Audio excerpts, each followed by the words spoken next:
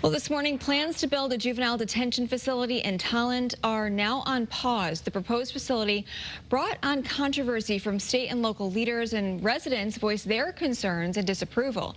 Your reporter Taylor Knight live in Tolland for us this morning to explain why the fight not yet over. Taylor, good morning.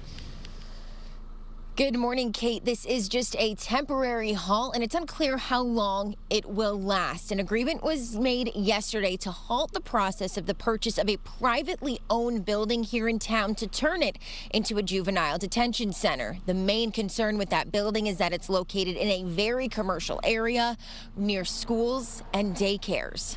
Plans to build a 20-bed juvenile detention center off of Merrow Road in Tolland are on pause. Town manager Brian Foley, along with some state reps, judicial branch members, and those within the governor's office, met yesterday to agree that further evaluations will be made before a sale goes through.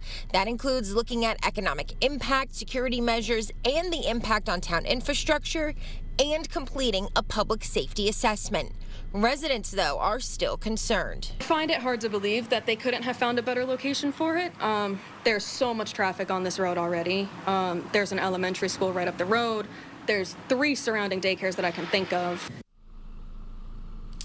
We've been working throughout the night, that is, to figure out how long this pause could last, and we're trying to figure out exactly when the town's questions for further information could be answered here. Your reporter live in Tolland, Taylor Knight, Channel 3 Eyewitness News.